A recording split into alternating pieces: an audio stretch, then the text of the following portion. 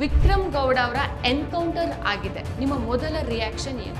ದೊಡ್ಡ ನಕ್ಸಲೈಟ್ ನಾಯಕ ಏನೋ ದೊಡ್ಡ ಟೆರರಿಸ್ಟ್ ಅನ್ನು ಬಿಂಬಿಸಲ್ಪಟ್ಟು ತನ್ನ ಅನಿವಾರ್ಯ ಪರಿಸ್ಥಿತಿಯಿಂದ ಬಂದಂಥ ಯುಗ ಇದಾಗಿರೋದು ಬಹಳ ದುಃಖ ತಂತದ್ದು. ವಿಕ್ರಮ್ ಗೌಡ ಅವ್ರದ್ದು ಎನ್ಕೌಂಟರ್ ಅಥವಾ ಕೊಲೆನ?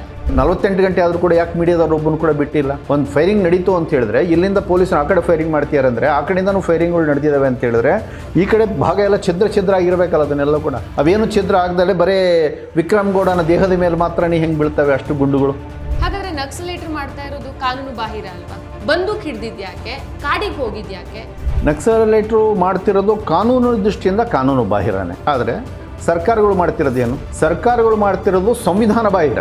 ನೀವು ಬಂದು ಹೌದಲ್ಲ ಉಳುವರಿಗೂ ಭೂಮಿ ಬೇಕಲ್ಲ, ಯಾರ್ಯಾರು ಜಮೀನ್ದಾರಗಳ ಕಡೆ ಇದನ್ನೆಲ್ಲ ಜನರು ಪಾಸ್ತಿಗಳೆಲ್ಲ ಬಾಚ್ಕೊಂಡಿದ್ದಾರೋ ಅದನ್ನೆಲ್ಲ ಮಾಡಿ ನಾವು ಹಂಚ್ತೀವಿ ಅಂತೇಳಿ ಸರ್ಕಾರ ಮುಂದಾದರೆ ಜನ ಬಂದೂಕ್ ಯಾಕೆ ಹಿಡಿತಾರೆ? ಇಲ್ಲ ಅಂಥೇಳಿ ಬಡವರೆಲ್ಲ ಕೂಡ ನಮಗೆ ಭೂಮಿ ಬೇಕು ಅಂತ ಬಂದಾಗ ನೀವು ಅವ್ರ ಮೇಲೆ ದೌರ್ಜನ್ಯ ಮಾಡಿದ್ರೆ ಅವ್ರು ತಿರುಗಿ ಬೀಳ್ತಾರೆ. ನಮಸ್ಕಾರ, ಈ ದಿನ .comಗೆ ಸ್ವಾಗತ. ನಾನು GM ಪವಿತ್ರ.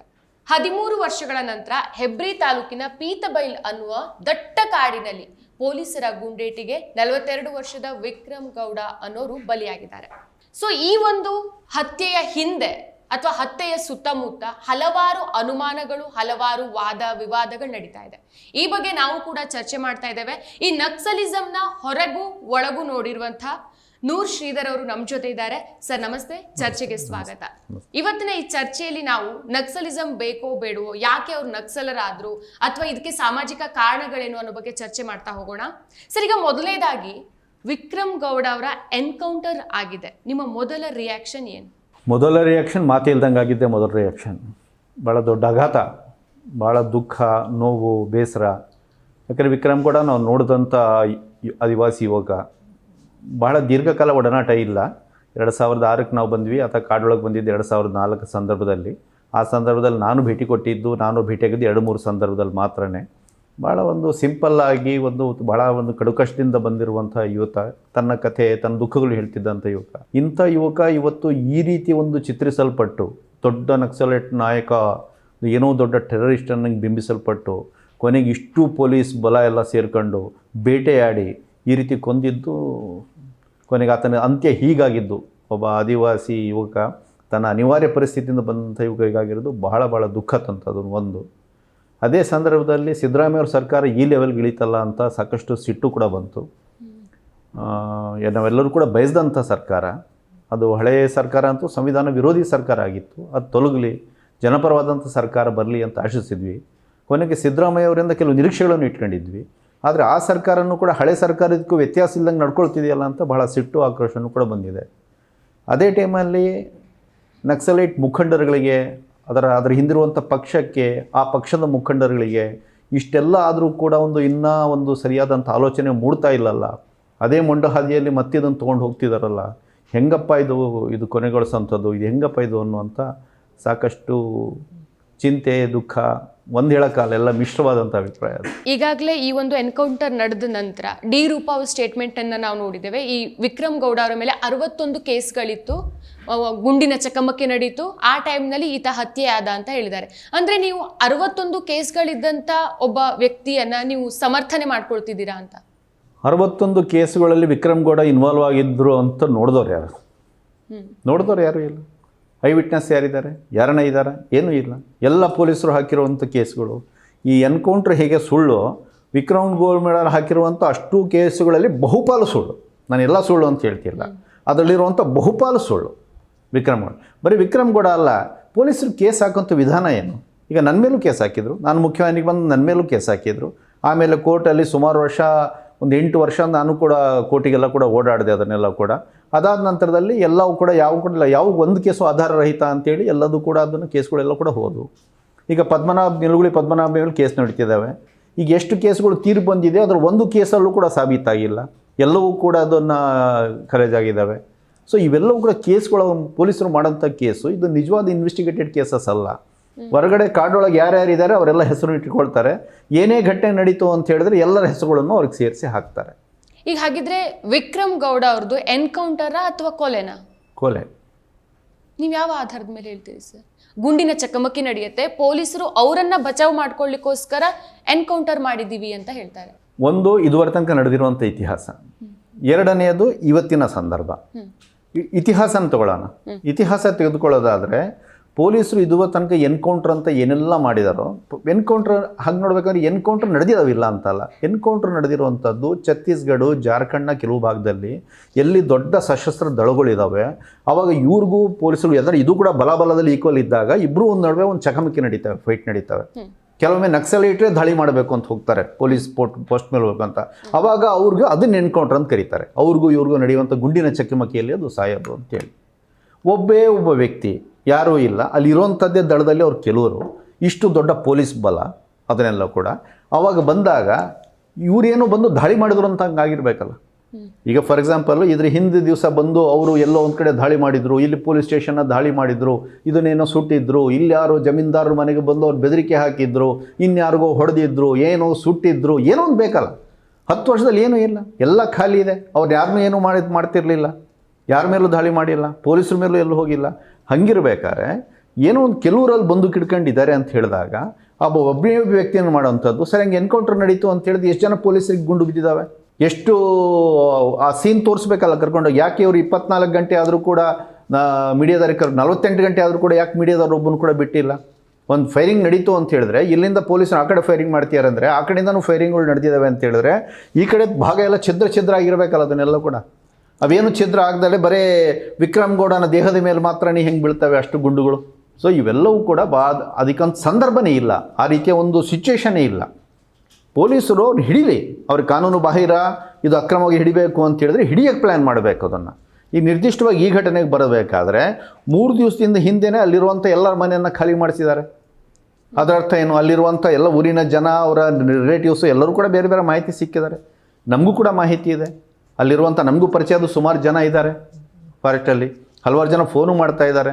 ಎಲ್ಲರಿಗೂ ಗೊತ್ತಿದೆ 3 ದಿವಸದಿಂದ ಮನೆಗಳೆಲ್ಲ ಖಾಲಿ ಮಾಡಿಸಿದ್ದಾರೆ. ಅಲ್ಲಿರುವಂಥ 3 ಮನೆ ಇದೆ, 3 ಮನೆಯೂ ಖಾಲಿ ಮಾಡಿಸಿದ್ದಾರೆ 3 ದಿವಸದ ಹಿಂದೆ. ಅದರ ಅರ್ಥ ಏನು? ಇವ್ರಿಗೆ ಇನ್ಫಾರ್ಮೇಷನ್ ಇದೆ, ಇವ್ರು ಬರ್ತಾರೆ ಅಂಥೇಳಿ. ಬರ್ತಾರೆ ಅಂತಿದ್ದಾಗ ಇಷ್ಟು ಪೊಲೀಸರು ಇದ್ದುಕೊಂಡು ಅವ್ರನ್ನ ಹಿಡಿಯೋಕ್ಕಾಗೋದಿಲ್ವ ಅವ್ರನ್ನ? ಇದು ಹಿಡಿಯೋ ಉದ್ದೇಶ ಅಲ್ಲ, ಇದನ್ನು ಕೊಲ್ಲೋ ಉದ್ದೇಶನೇ. ಅಂದರೆ ಒಂದು ಟೆರರ್ ಕ್ರಿಯೇಟ್ ಮಾಡಬೇಕು ಇಲ್ಲಿ ಬಂದು ಅನ್ನೋ ಕಾರಣಕ್ಕೋಸ್ಕರ. ಅದು ವಿಕ್ರಮ್ ಗೌಡನ ಬಗ್ಗೆ ಹೆಂಗೆ ಬಿಲ್ಟಪ್ ಮಾಡಲಾಗಿದೆ ಇವತ್ತಿನ ಸ್ಟೋರಿ ಅಂತ ಹೇಳಿದ್ರೆ ಎಲ್ಲರೂ ಏನು ನಮ್ಮ ನೋಡಿದ್ದಾರೆ. ವಿಕ್ರಮ್ ಗೌಡ ಅಂದರೆ ದೊಡ್ಡ ನಕ್ಸಲಿಯಲ್ ಲೀಡರ್, ಒಬ್ಬ ಟೆರರಿಸ್ಟು, ಅದನ್ನು ಹಾಗೆ ಮಾಡ್ದ ಹೀಗೆ ಮಾಡ್ದ, ಏನು ಬಾಯಿಗೆ ಬಂದಂಗೆ ಕಥೆಗಳು. ವಿಕ್ರಮ್ ಗೌಡನ ಬಗ್ಗೆ ಆದರೆ ಯಾರಾದರೂ ಹೋಗಿ ಅವ್ರ ಬಗ್ಗೆ ಸ್ಟೋರಿ ಮಾಡಿ, ನೀವು ಮೀಡಿಯಾದವರು ಹೋಗಿ ಅಲ್ಲಿ ಎನ್ಕ್ವೈರಿ ಮಾಡಿ, ವಿಕ್ರಮ್ ಗೌಡ ಏನಕ್ಕೆ ಫಾರೆಸ್ಟಿಗೆ ಬಂದಿದ್ದು, ವಿಕ್ರಮ್ ಗೌಡ ಹಿನ್ನೆಲೆ ಏನು? ಹಾಗಾದರೆ ನಕ್ಸಲೇಟರ್ ಮಾಡ್ತಾ ಇರೋದು ಕಾನೂನು ಬಾಹಿರ ಅಲ್ವಾ? ಅವರು ಸಮಾಜದಲ್ಲೇ ಇದ್ಕೊಂಡು ಸಮಾಜದಲ್ಲಿರುವಂಥ ಜನರನ್ನು ಸಂಘಟಿಸ್ಕೊಂಡು ಎಲ್ಲರನ್ನೂ ಸೇರಿಸ್ಕೊಂಡು ಹೋರಾಟ ಮಾಡ್ಬೋದಿತ್ತು. ಬಂದೂಕ್ ಹಿಡ್ದಿದ್ಯಾಕೆ? ಕಾಡಿಗೆ ಹೋಗಿದ್ಯಾಕೆ? ನಕ್ಸಲೇಟ್ರು ಮಾಡ್ತಿರೋದು ಕಾನೂನು ದೃಷ್ಟಿಯಿಂದ ಕಾನೂನು ಬಾಹಿರನೇ. ಆದರೆ ಸರ್ಕಾರಗಳು ಮಾಡ್ತಿರೋದೇನು? ಸರ್ಕಾರಗಳು ಮಾಡ್ತಿರೋದು ಸಂವಿಧಾನ ಬಾಹಿರ, ಬರೀ ಕಾನೂನು ಬಾಹಿರ ಅಲ್ಲ, ಇಡೀ ಸಂವಿಧಾನ ಬಾಹಿರ. ಸಂವಿಧಾನ ಏನು ಹೇಳ್ತದೆ? ಸಂವಿಧಾನದ ಪ್ರಿಯಾಂಬಲ್ ಏನು ಹೇಳ್ತದೆ? ಸಂವಿಧಾನ ಪ್ರಿಯಲ್ಲೂ ಪ್ರತಿಯೊಬ್ಬರಿಗೂ ಕೂಡ ಬದುಕುವ ಹಕ್ಕನ್ನು ಮಾನ್ಯ ಮಾಡಬೇಕು ಅಂತ ಹೇಳ್ತದೆ. ಇಡೀ ಸಮಾಜ ಅನ್ನುವಂಥದ್ದು ಅಸಮಾನತೆಯನ್ನು ಕಡಿಮೆ ಮಾಡ್ತಾ ಸಮಾನತೆ ಕಡೆ ಸಾಗಬೇಕು ಅಂತೇಳಿ ಹೇಳ್ತದೆ ಸಂವಿಧಾನ. ಇಷ್ಟು ದಿವಸ ಬಂದಿರುವಂತಹ ಸರ್ಕಾರಗಳು ಏನು ಮಾಡಿದ್ದಾವೆ ಅದನ್ನೆಲ್ಲ ಕೂಡ ಇಡೀ ಸರ್ಕಾರಗಳು ಅವತ್ತಿಂದ ಇವತ್ತಿನ ತನ್ನ ಸರ್ಕಾರಗಳು ಕೂಡ ಎಲ್ಲ ಬಲಾಢ್ಯರ ಪರವಾಗಿ, ಬಂಡವಾಳಶಾಹಿಗಳ ಪರವಾಗಿ, ಭೂಮಾಲೀಕರ ಪರವಾಗಿ ನಿಂತ್ಕೊಂಡು ಕಡುಬಡವರನ್ನು, ಆದಿವಾಸಿಗಳನ್ನು ಮೂಲೆಗೊತ್ತುತ್ತಲೇ ಬಂದಿದ್ದಾರೆ. ಅದರಲ್ಲೂ ಕೂಡ ನಕ್ಸಲಿಸಮ್ ಎಲ್ಲಿದೆ? ನಕ್ಸಲಿಸಮ್ ಯಾವ ಭಾಗದಲ್ಲಿ ಬೆಳೆದಿದೆ ನೀವು ಗಮನಿಸಿ. ನಕ್ಸಲಿಸಮ್ ಸುಮ್ಮನೆ ಎಲ್ಲೋ ತಲೆಯಿಂದ ಹುಟ್ಟಿರೋಂಥದ್ದಲ್ಲ. ಎಲ್ಲಿ ಸರ್ಕಾರ ಜನರಿಗೆ ಬಹಳ ಸಂಕಷ್ಟಕ್ಕೆ ಇಕ್ಕಟ್ಟಿಗೆ ತಳ್ಳಿದೆ ಅಲ್ಲಿ ಬಂದಿದೆ. ಅದು ಮುಖ್ಯವಾಗಿ ಎಲ್ಲಿ? ಆದಿವಾಸಿ ಬೆಲ್ಟ್ಗಳಲ್ಲೇ ಜಾಸ್ತಿ ಇದೆ. ನಿಮಗೆ ಜಾರ್ಖಂಡ್ ತೆಗೆದುಕೊಳ್ಳಿ, ನೀವು ಬಿಹಾರ್ನ ಬೇರೆ ಭಾಗಗಳನ್ನಾದರೂ ತಗೊಳ್ಳಿ, ಅಥವಾ ಛತ್ತೀಸ್ಗಢನ್ನು ತಗೊಳ್ಳಿ, ಮಧ್ಯಪ್ರದೇಶ ಭಾಗಗಳನ್ನು ತಗೊಳ್ಳಿ, ಒರಿಸ್ಸಾ ಭಾಗಗಳನ್ನು ತಗೊಳ್ಳಿ, ಎಲ್ಲವೂ ಕೂಡ ಅಲ್ಲಿ ಬಂದಿದ್ದಾವೆ. ಇಲ್ಲೂ ಕೂಡ ಕರ್ನಾಟಕದಲ್ಲೂ ಕೂಡ ಮೊದಲು ನಕ್ಸಲಿಸಮ್ ಶುರುವಾಗಿದ್ದೆಲ್ಲಿ? ಬೀದರು, ರಾಯಚೂರು, ಎಲ್ಲೆಲ್ಲೂ ಕೂಡ ಭಾಳ ಬ್ಯಾಕ್ವರ್ಡ್ನೆಸ್ ಇತ್ತು ಅಲ್ಲಿ ಬಂದಿರುವಂಥದ್ದು. ಈಗೆಲ್ಲವೂ ಕೂಡ ಜನ ಸತತವಾಗಿ ಹೋರಾಟ ಮಾಡ್ತಾ ಇದ್ದರೂ ಕೂಡ, ಆದರೆ ಜನರಿಗೆ ನೀವು ಬದುಕಿನ ಕನಿಷ್ಠ ಅರ್ಹತೆಯೂ ಕೂಡ ಕೊಡದಲ್ಲೇ ಅವರನ್ನು ನಡ್ಕೊಂಡಾಗ, ಅವ್ರು ಹೋರಾಟ ಮಾಡಿದಾಗ ಅವ್ರ ಮೇಲೆ ದಮನಕಾಂಡಗಳನ್ನು ಮಾಡಿದಾಗ ಜನ ತಿರುಗಿಬೀಳ್ತಾರೆ. ಸೊ ಹಾಗಾಗಿ ಇದರ ಮೂಲ ಇರುವಂಥದ್ದು ಇದು ಅನ್ಯಾಯದ ವಿರುದ್ಧ ಹೋರಾಟ. ಈ ಹೋರಾಟದ ದಾರಿ ಸರಿ ಇದೆಯೋ ಇಲ್ವೋ ಅನ್ನೋದು ಖಂಡಿತ ಚರ್ಚೆ ಮಾಡೋಣ. ಈ ದಾರಿಯೆಲ್ಲ ಸರಿ ಅಂತ ನಾನು ಹೇಳ್ತಾ ಇಲ್ಲ, ನಕ್ಸಲೈಟು ತೊಗೊಂಡಿದ್ದಂಥ ದಾರಿ ಸರಿ ಅಂತ ನಾನು ಹೇಳ್ತಾ ಇಲ್ಲ. ಆದರೆ ಆ ದಾರಿಗೆ ಹೋರಾಟಕ್ಕೆ ಹೋಗ್ಲಿಕ್ಕೆ ಒಬ್ಬರಿಬ್ಬರಲ್ಲ, ಇಷ್ಟು ದಿವಸ ಇಷ್ಟು ಜನ ಯುವಕರು ಯಾಕೆ ಪ್ರಾಣ ಕೊಡ್ತಾರೆ? ಏನು ದುಡ್ಡಿಗೋಸ್ಕರ ಬಂದಿದ್ದಾರಾ ಅವರು? ಅಥವಾ ಏನು ರಾಮೇಶಿಗೆ ಬಂದಿದ್ದಾರಾ? Roll call ಮಾಡ್ತಿದ್ದಾರಾ? ಬಿಲ್ಡಿಂಗ್ಗಳು ಕಟ್ಕೊಂಡಿದ್ದಾರಾ? ಇವ್ರಂಗೆ ಆಸ್ತಿ ಮಾಡಿದಾರಾ? ಏನು ಮಾಡಿದ್ದಾರೆ? ಪ್ರಾಣ ಕೊಡೋಕ್ಕೆ ಏನು ಹುಚ್ಚ ಯಾರಿಗಾದರೂ ಹೋಗ್ಬಿಟ್ಟು ತಮ್ಮ ಪ್ರಾಣಗಳು ಕೊಟ್ಬಿಡೋಕ್ಕೆ? ಇದುವರೆಗೆ ತನಕ ಎಷ್ಟು ಜನ ಹುತಾತ್ಮರಾಗಿದ್ದಾರೆ ಈ ಹೋರಾಟದೊಳಗೆ? ಜನ ಯಾಕೆ ಸಪೋರ್ಟ್ ಮಾಡೋದು? ಜನ ಸಪೋರ್ಟ್ ಇಲ್ದಂಗೆ ಯಾರೂ ಬದುಕೋದಿಲ್ಲ. ಜನರನ್ನು ಹೆದರಿಸಿ ಬದುಕ್ತಿರೋದಲ್ಲ, ಜನರ ಬೆಂಬಲ ಜೊತೆ ಬದುಕ್ತಾ ಇರೋವಂಥದ್ದು. ಇವತ್ತು ಛತ್ತೀಸ್ಗಢದಲ್ಲಿ ಇವರು ಇಷ್ಟು ಆರ್ಮಿ ಪ್ಯಾರಾಮಿಲಿಟರಿ ಫೋರ್ಸಸ್ಸು ಎಲ್ಲ ಹಾಕೊಂಡು ಮಾಡ್ತಾಯಿದ್ರು ಕೂಡ ನಕ್ಸಲೀಟರು ದೊಡ್ಡ ಸಂಖ್ಯೆಯಲ್ಲಿ ಇದ್ದಾರೆ ಅಂತ ಹೇಳಿದ್ರೆ ಅಲ್ಲಿನ ಆದಿವಾಸಿಗಳ ಬೆಂಬಲ ಇದೆ. ಆದಿವಾಸಿಗಳ ಬೆಂಬಲ ಏನಕ್ಕಿದೆ? ಇವ್ರು ಹೆದರಿಸಿದ ಆದಿವಾಸಿಗಳ ಬೆಂಬಲ ಅಲ್ಲ. ಆದಿವಾಸಿಗಳನ್ನು ಇವರಷ್ಟು ಕ್ರೂರವಾಗಿ ನಡೆಸ್ಕೊಂಡಿದ್ದಾರೆ, ಇವರು ದಮನ ಮಾಡ್ಯಾರೆ. ಅವರು ಆದಿವಾಸಿಗಳ ನೋವಿಗೆ ಸ್ಪಂದಿಸಿದ್ದಾರೆ. ಹಾಗಾಗಿ ಆದಿವಾಸಿಗಳು ಅವರ ಬೆಂಬಲ ಅನ್ನೋಂಥದ್ದಿದೆ. ಸೊ ಹಂಗಾಗಿ ನಕ್ಸಲಿಸಮ್ ಹುಟ್ಟಲಿಕ್ಕೆ ಬೇಕಾಗಿರುವಂಥ ವಾತಾವರಣ ಕ್ರಿಯೇಟ್ ಮಾಡಿರುವಂಥದ್ದೇ ಸರ್ಕಾರಗಳು. ಅಂದರೆ ಸರ್ಕಾರಗಳು ಸಂವಿಧಾನ ವಿರೋಧಿಯಾಗಿ ನಡ್ಕೊಂಡಿರೋದ್ರಿಂದ ಅದಕ್ಕೆ ಪ್ರತಿಕ್ರಿಯೆಯಾಗಿ ಒಂದು ಕಾನೂನು ಬಾಹಿರವಾದಂಥದ್ದು ಒಂದು ಬಂದಿದೆ. ಕಾನೂನುಬದ್ಧವಾಗಿ ಎಲ್ಲರೂ ಮೊದಲು ಕಾನೂನುಬದ್ಧ ಹೋರಾಟನೇ. ಈಗ ನಮಗೂ ಕೂಡ ಉಳುವವರಿಗೆ ಭೂಮಿ ಬೇಕು ಬಂದು ಹೋರಾಟ ಮಾಡ್ತಾರೆ. ನೀವು ಬಂದು ಹೌದಲ್ಲ ಉಳುವವರಿಗೂ ಭೂಮಿ ಬೇಕಲ್ಲ, ಯಾರ್ಯಾರು ಜಮೀನ್ದಾರಗಳ ಕಡೆ ಇದನ್ನೆಲ್ಲ ಜನರು ಆಸ್ತಿ ಪಾಸ್ತಿಗಳೆಲ್ಲ ಬಾಚ್ಕೊಂಡಿದ್ದಾರೋ ಅದನ್ನೆಲ್ಲ ಮಾಡಿ ನಾವು ಹಂಚ್ತೀವಿ ಅಂತೇಳಿ ಸರ್ಕಾರ ಮುಂದಾದರೆ ಜನ ಬಂದಕ್ಕೆ ಯಾಕೆ ಹಿಡಿತಾರೆ? ಇಲ್ಲ ಅಂಥೇಳಿ ಬಡವರೆಲ್ಲ ಕೂಡ ನಮಗೆ ಭೂಮಿ ಬೇಕು ಅಂತ ಬಂದಾಗ ನೀವು ಅವ್ರ ಮೇಲೆ ದೌರ್ಜನ್ಯ ಮಾಡಿದ್ರೆ ಅವ್ರು ತಿರುಗಿ ಬೀಳ್ತಾರೆ. ನೀವು ಭೂಮಾಲೀಕರ ಪರವಾಗಿ ಪೊಲೀಸ್ ಫೋರ್ಸ್ನ ಕಳಿಸ್ಕೊಟ್ರೆ ತಮ್ಮ ಆತ್ಮರಕ್ಷಣೆಗೆ ಜನನೂ ಕೂಡ ಇದು ಮಾಡ್ತಾರೆ. ಹಾಗಾಗಿ ಇದೊಂದು ಟೈಪ್ ಆತ್ಮರಕ್ಷಣಾತ್ಮಕವಾಗಿ ಪ್ರಾರಂಭಗೊಂಡಂಥ ಒಂದು ಹೋರಾಟ ಇದನ್ನು. ಹಾಗಾಗಿ ಎರಡೂ ತಪ್ಪೆ. ನಾನು ಹೇಳ್ತಿರೋಂಥ ಇದು ಸರಿ ಅಂತ ಹೇಳ್ತಿಲ್ಲ, ಸಶಸ್ತ್ರ ಹೋರಾಟ ನಡಿಬೇಕು ಅಂತ ನಾನು ಹೇಳ್ತಿಲ್ಲ. ಇದು ನಮ್ಮ ಸಂವಿಧಾನ ಏನು ಹೇಳ್ತದೋ ಅದರ ಪರವಾಗಿ ಸರಿಯಾದಂಥ ಕ್ರಮಗಳನ್ನು ಸರ್ಕಾರ ತಗೊಂಡಿದ್ದರೆ ಇಂಥ ನಕ್ಸಲಿಸಮ್ ಹುಟ್ಟಲಿಕ್ಕೆ ಅವಕಾಶ ಇರಲಿಲ್ಲ. ಹಾಗಾಗಿ ಮೊದಲ ತಪ್ಪನ್ನು ಸರ್ಕಾರದ ಮೇಲೆ ನೋಡಬೇಕು, ಎರಡನೇದು ಈ ಹಾದಿಯ ಬಗ್ಗೆನೂ ಚರ್ಚೆ ಮಾಡಬೇಕು. ಓಕೆ, ಈಗ ನೀವು ಹೇಳಿದ್ರಿ ಸರ್ಕಾರದ ವಿರುದ್ಧವಾಗಿ ಮತ್ತೆ ಅನ್ಯಾಯದ ವಿರುದ್ಧವಾಗಿ ನಡೀತಾ ಇರುವಂತ ಹೋರಾಟ ಇದು ಅಂತ. ಹಾಗಾದ್ರೆ ನೀವು ಯಾಕೆ ಅದರಿಂದ ಹೊರಗೆ ಬಂದಿದ್ದು? ಭಾಳ ಒಳ್ಳೆ ಪ್ರಶ್ನೆ ಕೇಳಿದ್ರಿ. ಸರ್ಕಾರ ಮಾಡ್ತಿರುವಂಥ ಅಥವಾ ಈ ವ್ಯವಸ್ಥೆ ಮಾಡ್ತಿರುವಂಥ ತಪ್ಪಿನ ವಿರುದ್ಧನೇ ಇದು ನಡೆದಿರುವಂಥ ಹೋರಾಟ ಇದು ನಕ್ಸಲಿಸಮ್ ಹೋರಾಟ. ಹಾಗಾಗಿ ಅದಕ್ಕೆ ಒಂದು ಸ್ಪೇಸ್ನ ನಾವು ಕೊಡಬೇಕು, ಅದಕ್ಕೊಂದು ಮಾನ್ಯತೆಯನ್ನು ಕೊಡಬೇಕು. ಯಾಕಂದರೆ ಅದು ಒಂದು ಪ್ರತಿಭಟನೆ. ಅದು ಪ್ರತಿಭಟನೆ ರೂಪದ ಬಗ್ಗೆ ನಮಗೆ ವ್ಯತ್ಯಾಸ ಇದೆ, ಆದರೆ ಅದೊಂದು ಪ್ರತಿಭಟನೆ. ಅದು ಕೇಳ್ತಿರುವಂಥ ಹಕ್ಕು ಏನು? ಅದು ಕೇಳ್ತಿರೋದು ಕೂಡ ಏನು? ಈ ಬಡವ ಶ್ರೀಮಂತ ಆ ಜಾತಿ ಈ ಜಾತಿ ಇರುವಂಥ ಈ ತಾರತಮ್ಯಗಳು ಹೋಗಿ ಒಂದು ಸಮಾನತೆ ಇರುವಂಥ ಸಮಾಜ ಆಗಬೇಕು, ಅದಕ್ಕೋಸ್ಕರ ಕ್ರಾಂತಿ ಆಗಬೇಕು ಅನ್ನೋದಕ್ಕೋಸ್ಕರ ಅದು ಕೇಳ್ತಾ ಇದೆ. ಈ ಎಲ್ಲ ವಿಚಾರಗಳ ಜೊತೆ ನಮ್ಗೆ ಒಪ್ಪಿಗೆ ಇದೆ. ಯಾಕಂದರೆ ಈ ಎಲ್ಲ ಸರ್ಕಾರಗಳು ಜನರ ಪರವಾಗಿಲ್ಲ, ಇದು ಸಮಾನತೆಯ ಪರವಾಗಿಲ್ಲ. ಹಾಗಾಗಿ ಈ ದೇಶದಲ್ಲಿ ದೊಡ್ಡ ಹೋರಾಟ ನಡೀಬೇಕು, ಕ್ರಾಂತಿ ಆಗಬೇಕು, ಸಮಾನತೆ ಬರಬೇಕು, ಇದೆಲ್ಲ ನಮಗೆಲ್ಲ ಒಪ್ಪಿಗೆ ಇದೆ.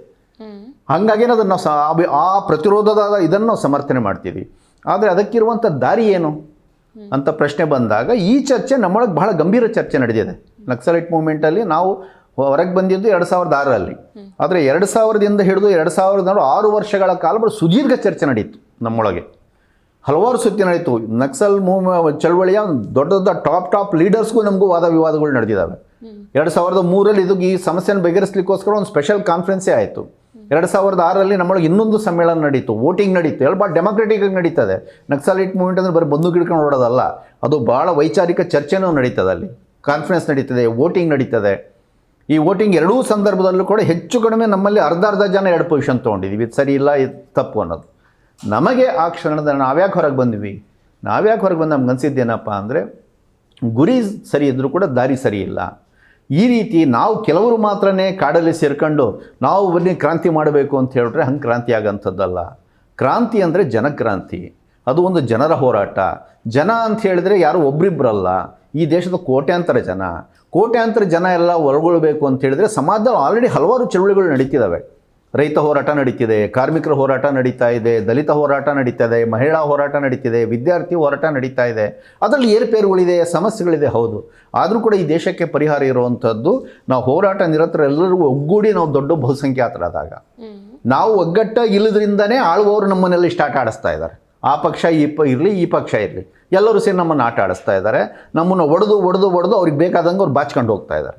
ಇದನ್ನು ನಾವು ಜನಸಾಮಾನ್ಯರಾಗಿ ನಾವು ಪ್ರಶ್ನೆ ಮಾಡಬೇಕು ಅಂದರೆ ನಾವೆಲ್ಲರೂ ಒಂದಾಗಬೇಕು ಅಂದರೆ ಕಾಡಲ್ಲಿ ನಾವು ಕೆಲವರು ಬಂದು ಗಿಳ್ಕೊಂಡು ಹೊರಡ್ಬಿಟ್ರೆ ಕ್ರಾಂತಿ ಆಗಲ್ಲ. ಸೊ ಹಂಗಾಗಿ ನಮ್ಮ ಕೆಲಸ ಇರುವಂಥದ್ದು ಆಲ್ರೆಡಿ ಹೋರಾಟ ಯಾರು ಮಾಡ್ತೀರೋ ಅವರ ಜೊತೆಗೂಡಬೇಕು ಮತ್ತು ಎಲ್ಲರನ್ನೂ ಜೊತೆಗೂಡಿಸಬೇಕು, ಜನರನ್ನು ಒಂದು ದೊಡ್ಡ ಶಕ್ತಿಯನ್ನಾಗಿಸಬೇಕು ಪಕ್ಷಗಳ ಹೊರತಾಗಿ. ಸೊ ಅಂಥ ಒಂದು ಕೆಲಸ ಮಾಡಬೇಕು ಅಂತ ನಮಗೆ ಅನ್ನಿಸ್ತು. ಇದು ಮಾಡೋಣ ಅಂತ ನಾವು ಪ್ರತಿಪಾದಿಸಿದ್ವಿ. ಇಲ್ಲ, ಸಶಸ್ತ್ರ ಹೋರಾಟದ ಮೂಲಕನೇ ಬರುತ್ತದೆ, ನಾವು ಕಾಡೊಳ್ಳೆ ಇದ್ಕೊಂಡು ನಾವು ಇದನ್ನೆಲ್ಲ ಕೂಡ ನಾವು ಮಾಡಬೇಕು, ಇದಕ್ಕೆ ಸಶಸ್ತ್ರ ಹೋರಾಟಕ್ಕೆ ಜನ ಎಲ್ಲ ಬರ್ತಾರೆ ಅಂತ ಅವ್ರ ಭ್ರಮೆ ಇತ್ತು. ನಮಗೆ ಇದು ಭ್ರಮಾತ್ಮಕ ದಾರಿ, ಇದು ಹಿಂಗಾಗೋದಿಲ್ಲ ನನಗಿತ್ತು. ಕೊನೆಗೆ ನಮ್ಮೊಳಗೆ ಬಗೆಹರಿಲಿಲ್ಲ. ಆವಾಗ ನಾವು ಅವ್ರಿಗೆ ವಿದಾಯ ಹೇಳಿ ಬಂದ್ವಿ, ಕೈ ಕುಲಿಕೆ ಬಂದ್ವಿ.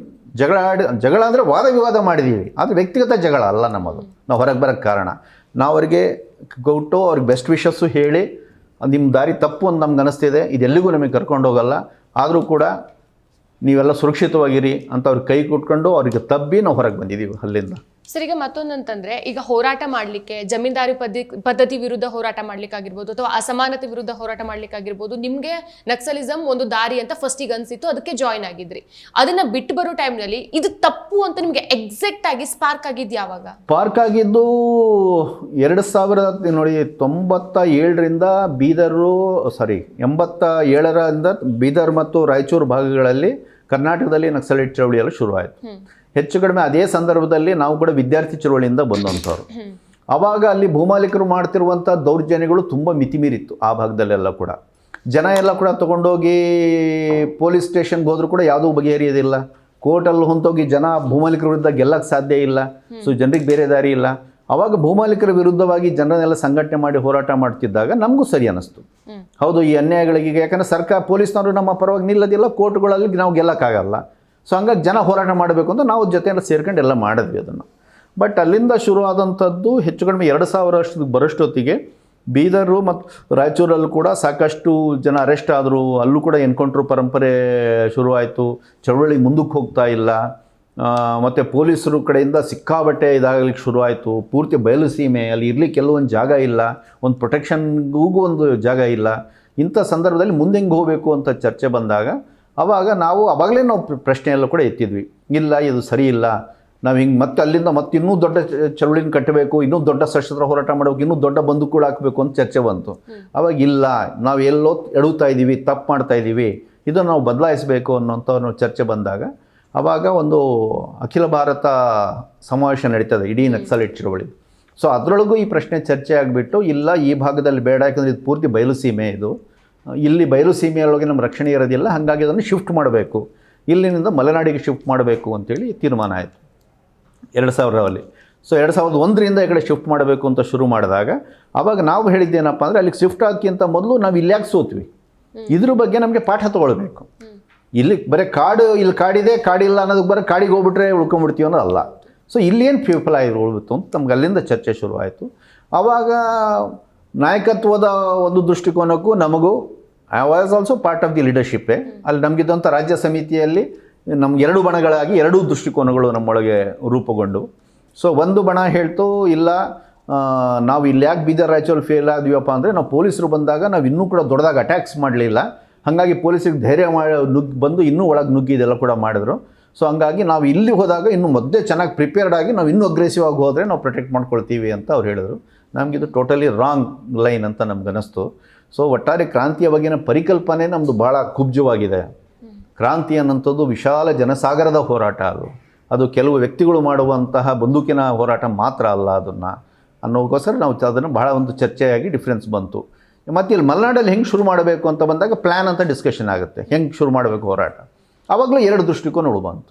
ಅವಾಗ ಬಂದಾಗ ಇಲ್ಲ, ನಾವು ಆದಷ್ಟು ಬೇಗ ಇದನ್ನೆಲ್ಲ ಕೂಡ ನಾವು ಸರ್ವೆ ಎಲ್ಲ ಕೂಡ ಮಾಡಿ ಅರಣ್ಯದ ಕಾಡು ನಾಡು ದಾರಿಗಳು, ಹಳ್ಳ ಕೊಳ್ಳ, ಊಟದ ಇದು ವ್ಯವಸ್ಥೆ ಎಲ್ಲವೂ ಕೂಡ ನೋಡ್ಕೋಬೇಕು, ಮಿಲಿಟರಿ ಟ್ರೈನಿಂಗ್ ಮಾಡ್ಕೋಬೇಕು. ಆಮೇಲೆ ಢಮಾರ್ ಅಂತ ಒಂದು 2-3 ಕಡೆ ನಾವು ಅಟ್ಯಾಕ್ ಮಾಡಿ ಪ್ರಜಾಯುದ್ಧವನ್ನು ಘೋಷಿಸಿ ಸಶಸ್ತ್ರ ಹೋರಾಟವನ್ನು ಪ್ರಾರಂಭ ಮಾಡಬೇಕು ಅಂತ ಪ್ಲ್ಯಾನ್ ಅವ್ರು ಮುಂದೆ ಇಟ್ಟರು. ನಾವು ಇದನ್ನು ಸುಸೈಡಲ್ ಪ್ಲ್ಯಾನ್ ಅಂತ ಹೇಳಿದ್ವಿ.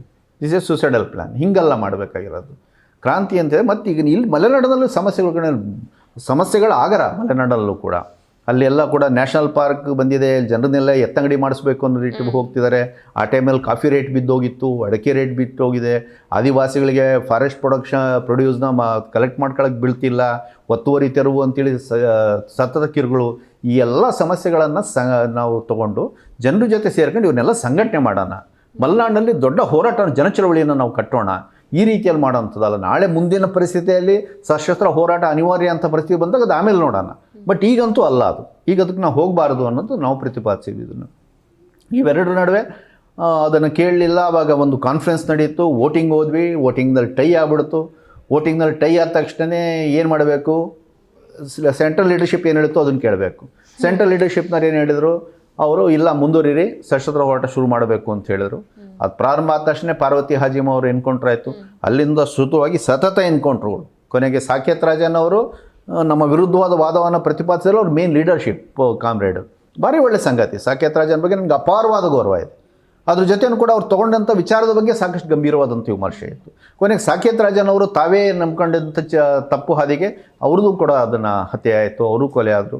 ಸೊ ಇದಾದ ನಂತರದಲ್ಲಿ 2006ಕ್ಕೆ ಬರೋಷ್ಟೊತ್ತಿಗೆ ಪೀಪಲ್ಸ್ ವಾರ್ ಪಕ್ಷ ಅಂತಿದೆ, ಮಾವೋಯಿಸ್ಟ್ ಪಕ್ಷ ಅಂತಿದೆ, ಅವೆರಡು ಒಂದಾಗ್ಬಿಟ್ಟು ಮಾವೋಯಿಸ್ಟ್ ಪಕ್ಷ ಅಂತ ಆಯಿತು. ಆ ಟೈಮ್ನಲ್ಲಿ ಮತ್ತೆ ಒಂದು ಗಂಭೀರವಾದಂಥ ಸೈದ್ಧಾಂತಿಕ ಚರ್ಚೆಗಳೆಲ್ಲ ನಮ್ಮೊಳಗೆಲ್ಲ ನಡೀತು. ಆವಾಗ ಅದು ಇನ್ನೂ ಮೊಂಡು ಹಾದಿಗೆ ಹೋಗ್ಲಿಕ್ಕೆ ಶುರುವಾಯಿತು. ಸೊ ಹಂಗಾಗಿ ನಮ್ಗನ್ಸಿದ್ದು ಇದು ರಿಟರ್ನ್ ಬರೋ ಹಾದಿಯಾಗಿ ಕಾಣ್ತಾ ಇಲ್ಲ. ಸೊ ಹಂಗಾಗಿ ನಾವು ಬಂದಿರುವಂಥದ್ದು ಈ ಸಮಾಜಕ್ಕೆ ಏನಾದರೂ ನಮ್ಮ ಬದುಕಿನಲ್ಲಿ ನಾವು ಮಾಡಬೇಕು ಅಂತ, ಹಿಂಗೆ ವೃಥಾ ಬದುಕನ್ನು ಹಿಂಗೆ ಕಳೆಯುವಂಥದ್ದಲ್ಲ, ಹೊಸ ದಾರಿನ ಆವಿಷ್ಕಾರ ಮಾಡಲೇಬೇಕು. ಕಷ್ಟ ಇದೆ, ಅಷ್ಟು ಸುಲಭ ಅಲ್ಲ. ನಕ್ಸಲೈಟ್ರಿಗೆ ಅಷ್ಟು ಸುಲಭ, ನಕ್ಸಲೈಟ್ರಿಗೆ ಇರ್ಬೋದು, ಅಂಡರ್ವರ್ಲ್ಡ್ ಲೈಫ್ನಲ್ಲಿ ಇರ್ಬೋದು, ಅವ್ರಿಗೆಲ್ಲ ಅಷ್ಟು ಸುಲಭವಾಗಿ ರೂಟ್ ಚೇಂಜ್ ಮಾಡೋಕ್ಕೆ ದಾರಿಗಳಿಲ್ಲ, ಸುಲಭ ಇಲ್ಲ. ಅದು ನಮಗೂ ಗೊತ್ತು. ಆದರೂ ಕೂಡ ದಾರಿ ಹುಡುಕಲೇಬೇಕು ಅಂಥೇಳಿ ನಾವು 2006 ಬಂದಿದ್ವಿ. ಆದರೆ ನಾವು ಮುಖ್ಯವಾಹಿನಿಗೆ ಹೊರಗಡೆ ಬಂದಿದ್ದೆ ಅವಾಗ 2015ರಲ್ಲಿ. ಅದುವರೆ ತನಕ ಭೂಗತವಾಗಿ ಇದ್ದುಕೊಂಡೆ. ಆದರೆ ನಕ್ಸಲೈಟ್ ಚಳವಳಿ ಅಲ್ಲದೆ ಒಂದು ಪ್ರಜಾತಾಂತ್ರಿಕ ಚಳವಳಿ ಕಟ್ಟಲಿಕ್ಕೆ ಏನು ಮಾಡಬೇಕು ಅಂತ ಹಲವಾರು ನಾವು ತೆರೆಮರೆಗಳಿಂದ ಅದನ್ನು ಬಲಪಡಿಸುವಂಥ ಕೆಲಸ ಮಾಡಿದ್ದೀವಿ ನಾವು, ಎಲ್ಲೂ ಗುರುತಿಸ್ಕೊಳ್ಳೋದಲ್ಲೇ. ಆದರೆ ಒಂದು ಅಷ್ಟೇ ಅಲ್ಲ, ನಮ್ಮ ಮುಖ್ಯವಾಹಿನಿಗೂ ಬಂದು ಕೆಲಸ ಮಾಡಬೇಕು ಅನ್ನೋದಿತ್ತು. ಅವಾಗ BJP ಸೋತು ಕಾಂಗ್ರೆಸ್ ಸರ್ಕಾರ ಬಂದಿತ್ತು. ಅವಾಗ ಸಿದ್ದರಾಮಯ್ಯ ಸರ್ಕಾರದ ಅಪ್ರೋಚ್ ಬಗ್ಗೆ ನಿಮ್ಮ ಮೀಡಿಯಾದವ್ರು ಕೇಳಿದಾಗ, ನೀವು ನಕ್ಸಲ್ ಬಗ್ಗೆ ನಿಮ್ಮ ಧೋರಣೆ ಏನು ಅಂತ ಹೇಳಿದ್ರೆ, ಅವರು ಪ್ರಜಾತಾಂತ್ರಿಕ ಹೋರಾಟಕ್ಕೆ ಬರೋದಾದರೆ ಅವ್ರಿಗೆ ಸ್ವಾಗತ ಇದೆ ಅಂತ ಅವರು ಮಾತನಾಡಿದ್ರು. ಅವಾಗ ನಮ್ಮ ಲಕ್ಕೀಲಿ, ಗೌರಿ ಲಂಕೇಶು, AK ಸುಬ್ಬಯ್ಯ, ದೊರೆಸ್ವಾಮಿ ಅವರೆಲ್ಲ ಇದ್ದರು. ದೇವನೂರು, ಇಂದುಧರ್ ಹೊನ್ನಾಪುರ ಅವರು ಇರ್ಬೋದು, VS ಶ್ರೀಧರು, ಇಂಥ ಶಿವಸುಂದರು, ಇಂಥ ಅನೇಕ ಜನ ಇದ್ದರು. ಇವರೆಲ್ಲರೂ ಕೂಡ ಸೇರ್ಕೊಂಡಿದ್ದರು, ಒತ್ತಾಸೆಗೆ ನಿಂತ್ಕೊಂಡ್ರು. ಇಡೀ ನಾಗರಿಕ ಸಮಾಜ ನಮ್ಮನ್ನು ಅಪೀಲ್ ಮಾಡ್ತು. ಆ್ಯಕ್ಚುಲಿ ಅವಾಗ ನಡೆದಿದ್ದು ಫಸ್ಟ್ ನಾಗರಿಕ ಸಮಾಜ ನಮ್ಮನ್ನು ಅಪೀಲ್ ಮಾಡ್ತು. ಸೊ ನೀವು ಸಿದ್ದರಾಮಯ್ಯವ್ರು ಹಿಂಗೆ ಬಂದರೆ ಹಿಂಗೆ ಮಾಡ್ತೀವಿ ಅಂತ ಹೇಳ್ತೀವಿ, ಹಂಗಾಗಿ ನೀವು ಬನ್ನಿ ಅಂತೇಳಿ. ಸೊ ಆವಾಗ ಆ ಕ್ಷಣದಲ್ಲಿ ಅಂದರೆ ಅಷ್ಟೊತ್ತಿಗೆ ನಾವು ಪಕ್ಷದಿಂದ ಹೊರಗೆ ಬರಲಿಕ್ಕೋಸ್ಕರ ಇಲ್ಲ, ಇದು ದಾರಿ ಇದು ತಿದ್ದು ಅಡ್ಲು ಪಡ್ತಿಲ್ಲ ಅನ್ನೋ ಕಾರಣಕ್ಕೋಸ್ಕರ ಹೊರಗೆ ಬಂದ್ವಿ. ಆದರೆ ಮುಖ್ಯವಾಹಿನಿಗೆ ಬಂದಿದ್ದು ಈ ಕಡೆ ಸರ್ಕಾರದಿಂದನೂ ಕೂಡ ಒಂದು ಸರಿಯಾದ ಸ್ಪಂದನೆ ಮತ್ತು ಸಿವಿಲ್ ಸೊಸೈಟಿಯಿಂದನೂ ಕೂಡ ಕರೆ ಬಂದಿದ್ದರಿಂದ ಅವಾಗ ನಾವು ಕೂಡ ರೆಸ್ಪಾಂಡ್ ಮಾಡಿದ್ವಿ. ಆಮೇಲೆ ಅದೊಂದು ದೊಡ್ಡ ಪ್ರೋಸೆಸ್ ನಡೀತು. ಆಮೇಲೆ ನಾವು ಮುಖ್ಯವಾಹಿನಿಗೆ ಬಂದ್ವಿ. ಓಕೆ, ಈಗ ನೀವು 2006 ನಿಮ್ಮ ಹೋರಾಟದ ಹಾದಿಯನ್ನು ಬದಲಿಸ್ಕೊಳ್ತೀರಾ. ಬದಲಿಸ್ಕೊಂಡ ಮೇಲೆ ಸಮಾಜದಲ್ಲಿ ನೀವು ಫೇಸ್ ಮಾಡಿದಂಥ ಸಮಸ್ಯೆಗಳೇನು, ಅದರಿಂದ ಹೊರಗೆ ಬಂದ ಮೇಲೆ? 2006ರಿಂದ 2013 ಬಹಳ ಕಷ್ಟವಾದ್ದು. ಯಾಕಂದರೆ ಸಮಾಜದಲ್ಲಿ ಯಾರಿಗೂ ಗೊತ್ತಿಲ್ಲ ನಾವು ಹೊರಗೆ ಬಂದಿದ್ದೀವಿ ಅಂತ. ಇದೆಲ್ಲ ಇಂಟರ್ನಲ್ ಮ್ಯಾಟರ್. ಅದು ನಮಗೆ ಬಹಳ ಸಂಕಟಮಯವಾದಂಥ ಕಾಲಘಟ್ಟ. ಅದು ಭಾರಿ ಸಂಕಟಮಯ. ನಾವು ಹೊರಗೆ ಬಂದಿದ್ದೀವಿ, ಯಾವುದೂ ಇದಿಲ್ಲ, ನಮಗೆ ಎಲ್ಲೂ ಇರ್ಲಿಕ್ಕೆ ಒಂದು ಜಾಗ ಇಲ್ಲ, ಜನ ಎಲ್ಲ ಭಯಭೀತಿ ವಾತಾವರಣ ಕ್ರಿಯೇಟ್ ಆಗಿದೆ. ಒಂದು ಮೀಟಿಂಗ್ ಮಾಡೋಕೆ ಒಂದು ಜಾಗನೂ ನಮಗೆಲ್ಲೂ ಕೂಡ ಕೊಡೋದಿಲ್ಲ, ಹಣಕಾಸಿನ ವ್ಯವಸ್ಥೆನೂ ಇಲ್ಲ, ನಾವೆಲ್ಲ ಫುಲ್ ಟೈಮರ್ಸು, ಜನ ಸರ್ವೇವ್ ಆಗಬೇಕು. ಭಾಳ ಸಂಕಷ್ಟದ ಕಾಲಘಟ್ಟನ ದಾಟಿದ್ದೀವಿ ನಾವು ಆ ಪೀರಿಯಡೊಳಗೆ. ಆದರೆ ಯಾವಾಗ ನಾವು ಮುಖ್ಯವಾಹಿನಿಗೆ ಬಂದವೋ ಅದಾದ ನಂತರದಲ್ಲಿ ಅದು ಕರ್ನಾಟಕದ ಸಿವಿಲ್ ಸೊಸೈಟಿ ನಮ್ಮನ್ನು ರಿಸೀವ್ ಮಾಡ್ಕೊಂಡಿದ್ದಕ್ಕೆ ಅದಕ್ಕೆ ಹ್ಯಾಟ್ಸ್ ಆಫ್ ಅಂತಲೇ ಹೇಳಬೇಕು. ಕರ್ನಾಟಕದ ಎಲ್ಲ ಚಳವಳಿಗಳು, ಅದು ರೈತ ಚಳವಳಿ ಇರ್ಬೋದು, ಕಮ್ಯುನಿಸ್ಟ್ ಚಳವಳಿ ಇರ್ಬೋದು, ದಲಿತ ಚಳವಳಿ ಇರ್ಬೋದು, ಎಲ್ಲರೂ ಕೂಡ ನಮ್ಮನ್ನು ಭಾಳ ಪ್ರೀತಿಯಿಂದ ಅಪ್ಕೊಂಡ್ರು. ನಿಮ್ಗೊಂದು ಸುಮ್ಮನೆ ಉದಾಹರಣೆ ಹೇಳಬೇಕಂದ್ರೆ, ನಾನು 2015 ಜನವರಿಯಲ್ಲಿ ಬಂದಿದ್ವಿ. ಜನವರಿ ಟು ಮಾರ್ಚ್ ಒಳಗೆ 100 ಸಭೆಗಳನ್ನು ಅಟೆಂಡ್ ಮಾಡಿದ್ದೀನಿ ನಾನು ಸಿನಿಮಾ ನಾಗರಾಜ್, ನಾವಿಬ್ಬರು ಸೇರ್ಕೊಂಡು. ನಮಗೇನು ಕಂಟಿನ್ಯೂಸ್ ಮೀಟಿಂಗ್ಗಳು, ಎಲ್ಲ ಕಡೆ ಆಹ್ವಾನನೇ. ಎಲ್ಲ ಹೋದರೂ ಕೂಡ ಅವರು ಯಾರು ಏನು ನಮಗೆ ಗೊತ್ತಿಲ್ಲ. ಎಲ್ಲ ಊರಿನವರು ಕೂಡ ಸಂಘಟನೆಯವರು ಕರೆಯುವಂಥದ್ದು, ಸಭೆಗಳು ಮಾಡೋವಂಥದ್ದು, ಇದಕ್ಕೇನು ದಾರಿ. ಎಲ್ಲ ಕಡೆ ಕೇಳ್ತಿದ್ದಂಥದ್ದು ಒಂದೇ ಪ್ರಶ್ನೆ, ಇವತ್ತಿನ ಸಮಸ್ಯೆಗೆ ಪರಿಹಾರ ಏನು, ಬುಲೆಟಾ ಬ್ಯಾಲೆಟಾ? ಎಲ್ಲ ಕಡೆ ಒಂದು ಟೇಪ್ ಯಾರೋ ಬರೆದು ಕೊಟ್ಟಿದ್ದಾರೆ ಅನ್ಬೇಕು, ಸ್ಕ್ರಿಪ್ಟು. ಅಂದರೆ ಅವ್ರ ಮನಸ್ಸಿನಲ್ಲಿರೋ ಪ್ರಶ್ನೆ ಅದು, ಯಾರು ಬರೆದು ಕೊಟ್ಟಿರೋದಿಲ್ಲ, ಮನಸ್ಸಿನ ಪ್ರಶ್ನೆ. ಎಲ್ಲ ಕಡೆ ನಾವು ಇವತ್ತಿರುವಂಥ ದಾರಿ ಬುಲೆಟಾ ಬ್ಯಾಲೆಟಾ, ಅಂದರೆ ಚುನಾವಣೆನ ಸಶಸ್ತ್ರ ಹೋರಾಟನ. ನಮ್ಗನ್ಸಿದ್ದು ಬುಲೆಟು ಅಲ್ಲ, ಬ್ಯಾಲೆಟು ಅಲ್ಲ, ಇವತ್ತು ಅಗತ್ಯ ಇರೋದು ಮೂಮೆಂಟ್. ಅದು ನಮ್ಗನ್ಸಿದ್ದು. ಹಾಗಾಗಿ ಅವತ್ತಿಂದ ಇವತ್ತಿನ ತನಕನೂ ಕೂಡ ಮೂಮೆಂಟ್ನ ಬಲಪಡಿಸೋದಕ್ಕೆ ನಾವು ಫೋಕಸ್ಸಾಗಿ ಕೆಲಸ ಮಾಡ್ತಾಯಿದ್ದೀವಿ. ಚುನಾವಣೆ ಬಂದಾಗ ಸಂವಿಧಾನ ವಿರೋಧಿ ಶಕ್ತಿಗಳನ್ನು ಸೋಲಿಸಬೇಕು, ಇವ್ರು ಮಾಡಬೇಕು, ಅದನ್ನು ತಾತ್ಕಾಲಿಕವಾಗಿ ಮಾಡ್ತಿದ್ವಿ. ಆದರೆ ನಮ್ಮ ಇಡೀ ಗುರಿ ಇರುವಂಥದ್ದು ಮೂಮೆಂಟ್ ಅಂದರೆ ಅದು ನಮ್ಮ ಸಂಘಟನೆ ನಾವು ಕಟ್ಕೊಳ್ಳೋದಲ್ಲ, ಅದು ಭಾಳ ಸಣ್ಣ ಚಿಂತನೆ, ಅದು ನಮ್ಮದಲ್ಲ. ನಮ್ಮ ಗುರಿ ಇರುವಂಥದ್ದು ಎಲ್ಲ ಚಳವಳಿಗಳು ಸೇರಿ ನಾವು ಇಡೀ ನಾಗರಿಕ ಒಂದು ಶಕ್ತಿ ಆಗಬೇಕು, ಅದ್ರಲ್ಲಿ ಮಾಡ್ತಿದ್ದೀವಿ. ಇದರೊಳಗೆ ಕರ್ನಾಟಕ ಅದ್ಭುತವಾಗಿ ಸ್ಪಂದಿಸ್ತಿದೆ. ನಾವು ಒಂದೇ ಪುಣ್ಯವಂತರು ಅಂತ ಹೇಳಬೇಕು. ಕರ್ನಾಟಕದ ಸಮಾಜ ಭಾಳ ಪ್ರಬುದ್ಧವಾಗಿ ಆಲೋಚನೆ ಮಾಡ್ತಿರೋಂಥ ಸಂದರ್ಭದಲ್ಲಿ ನಾವು ಎಂಟ್ರಾಗಿದ್ದೀವಿ. ಸೊ ಅದು ನಮ್ಮನ್ನು ರಿಸೀವ್ ಮಾಡ್ಕೊಂಡಿದೆ, ನಾವು ಅದಕ್ಕೆ ಕೊಡುಗೆ ಕೊಟ್ಟಿದ್ದೀವಿ, ನಾವು ಅದ್ರ ಭಾಗ ಆಗಿಬಿಟ್ಟಿದ್ದೀವಿ. ಓಕೆ, ನಿಮ್ಮ ಜೊತೆ ಈಗ ಹೊರಗಡೆ ಬರೋ ಟೈಮಲ್ಲಿ ಎಷ್ಟು ಜನ ನಿಮ್ಮ ಜೊತೆ ಹೊರಗೆ ಬಂದಿದ್ರು? ಈಗೆಲ್ಲ ಅವ್ರು ಎಲ್ಲಿದ್ದಾರೆ, ಹೇಗಿದ್ದಾರೆ, ಅವ್ರ ಪರಿಸ್ಥಿತಿ ಹೇಗಿದೆ ಅಂತ? ಇಲ್ಲ, ಆವಾಗ ನಾವು ಹೊರಗೆ ಬಂದವರು ನಾವಿಬ್ಬರು ಮೇನಾಗಿ. ಓಕೆ. ಸೊ ಆಮೇಲೆ ಇನ್ನೂ ಕೆಲವರ ಬಗ್ಗೆ ಪೊಲೀಸರಿಗೆ ಮಾಹಿತಿ ಇರಲಿಲ್ಲ, ಮತ್ತು ಅವ್ರು ಏನಂತ ಯಾವ ಚಟುವಟಿಕೆಗಳು ಪಾಲ್ಗೊಂಡಿರಲಿಲ್ಲ. ಸೊ ಹಾಗಾಗಿ ಅವರು ಸದ್ದಿಲ್ಲದೇ ಅವರು ಮುಖ್ಯವಾಹಿನಿಯ ಭಾಗವಾಗಿ ಅವರು ಕೆಲಸ ಮಾಡಲಿಕ್ಕೆಲ್ಲ ಶುರು ಮಾಡಿದ್ರು. ಆದರೆ ಕಾಡೊಳಗೂ ಇದ್ದು ಕೇಸುಗಳು ಇದ್ದು ಸಶಸ್ತ್ರ ಹೋರಾಟಗಳಲ್ಲೂ ಪಾಲ್ಗೊಂಡು ಅದೆಲ್ಲ ಕೂಡ ಇದ್ದಂಥವ್ರು ಯಾರಿದ್ರು ಅಂಥವರು ನಾವು ಹೋದ್ಮೇಲೆ ನೆಕ್ಸ್ಟು ಎಲ್ಲ ಕೂಡ ಬಂದರು. ನಿಲುಗುಳಿ ಪದ್ಮನಾಭ ಅವರು ಬಂದರು, ಭಾರತೀಯವರು ಬಂದರು, ಮತ್ತು ಕನ್ಯಾಕುಮಾರಿ ಅವರು ಬಂದರು, ಚೆನ್ನಮ್ಮ ಬಂದರು, ರಿಜ್ವಾನ ಬಂದರು, ಇನ್ನೂ ಹಲವಾರು ಜನ ಅವರೆಲ್ಲರೂ ಕೂಡ ಬಂದರು. ಆದರೆ ಈ ಸೆಕೆಂಡ್ ಬ್ಯಾಚಲ್ಲಿ ನಮ್ಮನ್ನು ನೋಡಿ ನಾವು ಹೋದವು ಅಂತ ಅವರೆಲ್ಲ ನಮ್ಮನ್ನು ಸಂಪರ್ಕ ಮಾಡಿದ್ದಾರೆ. ನಾವೇ ಮತ್ತೆ ಕಮಿಟಿಗೆ ಕಾಂಟ್ಯಾಕ್ಟ್ ಮಾಡ್ಕೊಟ್ಟಾರೆ ಇವ್ರನ್ನೆಲ್ಲರೂ. ಅವರೆಲ್ಲ ಕಾಂಟ್ಯಾಕ್ಟ್ ಮಾಡಿದ್ದು ನಮಗೇನೆ. ನಾವು ಮತ್ತೆ ಇವ್ರನ್ನೇ ಇದೇ ಕಮಿಟಿಗೆ ಕಾಂಟ್ಯಾಕ್ಟ್ ಮಾಡಿಕೊಟ್ವಿ. ಅಂದರೆ ಆವಾಗ ದೊರೆಸ್ವಾಮಿ ಅವರು, ಎ.ಕೆ. ಸುಬ್ಬಯ್ಯ ಅವರು, ಗೌರಿ ಅವರು ಇದ್ದರು. ಸೊ ಅವ್ರ ಮೂಲಕ ಮತ್ತೆ ಅದನ್ನು ಮತ್ತೆ ಸರ್ಕಾರ ನೇಮಿಸಿದಂಥ ಕಮಿಟಿಗೆ ಹೋಗಿ ಇವರೆಲ್ಲರೂ ಕೂಡ ಮುಖ್ಯವಾಹಿನಿಗೆ ಬಂದರು. ಆದರೆ ಇವರ ಜೊತೆ ಸರ್ಕಾರ ನಡ್ಕೊಂಡಿರುವಂಥ ರೀತಿ ಭಾಳ ಹೀನಾಯವಾಗಿರುವಂಥದ್ದು, ಇಷ್ಟು ಜನರ ಜೊತೆನೂ ಕೂಡ. ಅವಾಗ ಬಂದಾಗ ಕರ್ಕೊಂಡ್ರು, ಟಾರ್ಚರ್ ಮಾಡಲಿಲ್ಲ, ಅಷ್ಟು ಮಟ್ಟಿಗೆ ಓಕೆ. ಆದರೆ ಸರ್ಕಾರ ಏನು ಮಾತು ಕೊಟ್ಟಿತ್ತು ಅದು ತಕ್ಕಂಗೆ ನಡ್ಕೋಬೇಕಲ್ಲ. ಈಗ ಏನಾಗಿದ್ದಾರೆ, ಕನ್ಯಾಕುಮಾರಿ 8 ವರ್ಷ ಆಯಿತು. 8 ವರ್ಷ ಆದರೂ ಕೂಡ ಇವತ್ತು ಪರಪ್ಪನ ಅಗ್ರಹಾರದ ಜೈಲಲ್ಲಿದ್ದಾರೆ. ನಿಮ್ಮ ಮುಖ್ಯವಾಹಿನಿಗೆ ನಿಮಗೆ ಬಂದ್ರಂಥದ್ದಲ್ಲೂ ಕೂಡ 8 ವರ್ಷ ಜೈಲಲ್ಲೇ ಇರಬೇಕು ಅಂತ ಹೇಳಿದ್ರೆ ಏನಕ್ಕಾದ್ರೂ ಬರಬೇಕು ಅವ್ರು ಇಲ್ಲಿಗೆ. ಕನ್ಯಾಕುಮಾರಿಗೆ ಒಂದು ಸಣ್ಣ ಮಗು ಇತ್ತು ಬರಬೇಕಾದ್ರೆ, ಒಂದು ವರ್ಷದ ಮಗು. ನಂತರದ 6 ವರ್ಷಗಳ ಕಾಲ ಅದು ಜೈಲಲ್ಲೇ ಇತ್ತು ತಾಯಿ ಜೊತೆನೆ. ಅದು ಹೊರಗಡೆ ಲೋಕನೇ ನೋಡಲಿಲ್ಲ, ಬಾಲ್ಯ ಎಲ್ಲ ಕಳೆದು ಜೈಲಲ್ಲೇ. ಕೊನೆಗೆ ಆ ಮಗುನ ಜೈಲಿಂದ ಹೊರಗೆ ಕರ್ಕೊಂಬರ್ಲಿಕ್ಕೆ ನಾವು ದೊಡ್ಡ ಗುದ್ದಾಟ ಮಾಡಬೇಕಾಯ್ತು. ಮಾಡಿ ಹೆಂಗೋ ಆ ಮಗು ಅದು ಜೈಲು ವಾಸನ ಅನುಭವಿಸ್ತು. ನಿಲುಗುಳಿ ಪದ್ಮನಾಭ ಅವರು ಇದ್ದಾರೆ, ಅವ್ರಿಗೊಂದು ಕಾಲಿಲ್ಲ, ಒಂದೇ ಒಂದು ಕಾಲಿದೆ. ಆದರೆ ಇವತ್ತು ಅವರಿಗೆ ಇರ್ಲಿಕ್ಕೆ ಒಂದು ಮನೆ ಕೂಡ ಇಲ್ಲ. ಶೀಟ್ ಕಟ್ಕೊಂಡಿದ್ದಾರೆ, ಒಂದು ಶೀಟ್ ಹಾಕ್ಕೊಂಡು ಅವರೆಲ್ಲ ಕೂಡ ಕೂತ್ಕೊಂಡಿದ್ದಾರೆ. ಹೆಂಡತಿ ಇದ್ದಾರೆ, ಮಗು ಇದ್ದಾರೆ. ಅದು ಶಾಲೆ, ಊಟ ಏನು ಮಾಡಬೇಕು? ದುಡಿಯೋಕ್ಕೆ ಹೋಗಿ ಟೈಮ್ ಎಲ್ಲಿದೆ? ಪ್ರತಿ ದಿವಸ ಕೋರ್ಟಲ್ಲಿ ಇರಬೇಕು. ಯಾರಾದರೂ ಕೆಲಸ ಹತ್ರ ನೀವೆಲ್ಲ ಎಂಪ್ಲಾಯೀಸ್, ನಿಮಗೂ ಗೊತ್ತಾಗುತ್ತದೆ ಒಂದು ದಿವಸ ರಜಾ ಪಡಿಬೇಕು ಅಂದರೆ ಹೆಂಗೆ ಅಂತ. ನಿಮ್ಗೆ ವಾರದಲ್ಲಿ 4 ದಿವಸ ಕೋರ್ಟಲ್ಲಿ ಇರಬೇಕು ಅಂದರೆ ಕೆಲಸ ಯಾರು ಕೊಡ್ತಾರೆ ನಿಮಗೆ? ಅದು ಒಂದು ಕಾಲಿಡಲ್ಲಿ ಇಟ್ಕೊಂಡು. ಲಾಯರ್ ಫೀಸ್ ಕಟ್ಟಾರೆ ಯಾರು?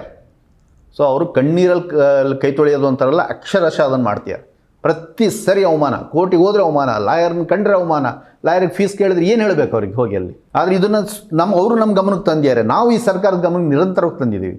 ಅವಾಗೇನು ಕಂಡ್ವಿ, BJP ಸರ್ಕಾರ ಅದು ಬಿಡಿ, ಇದಕ್ಕೆ ಸ್ಪಂದಿಸೋದಿಲ್ಲ ಅಂತೇಳಿ ಅಂದ್ಕೊಂಡ್ವಿ. ಕಾಂಗ್ರೆಸ್ ಸರ್ಕಾರ ಬಂದಮೇಲೆ ಅದೇ ಮುಂದುವರೆದ್ರೆ ಏನು ಮಾಡಬೇಕು? ಇದುವರೆ ತನಗೆ ಎಷ್ಟು ಸರಿ ಅಪೀಲ್ ಹೋದ್ರೂ ಈ ಸಮಸ್ಯೆ ಬಗೆಹರಿದಿಲ್ಲ. ಇವ್ರದ್ದು ಹಿಂಗೆ ಆದ ನಂತರದಲ್ಲಿ ಈಗ ಇದು ಏನು ಮೆಸೇಜ್ ಹೋಗುತ್ತೆ ಹೇಳಿ? ನಾವು ಬಂದಿದ್ದು ಒಂದು ಪಾಸಿಟಿವ್ ಮೆಸೇಜ್ ಹೋಯಿತು, ಇವ್ರು ಬಂದರು. ಇವ್ರಿಗೆ ನೋಡಿದ್ರೆ ಏನು ಮೆಸೇಜ್ ಹೋಗುತ್ತೆ ಈಗ ನಿಮ್ಗೆ ಒಳಗಿರೋ ನಕ್ಸಲೇಟ್ರಿಗೆ? ಇದು ಭಾಳ ಗಂಭೀರ ಪ್ರಶ್ನೆ, ಯೋಚನೆ ಮಾಡಬೇಕೆಲ್ಲರೂ.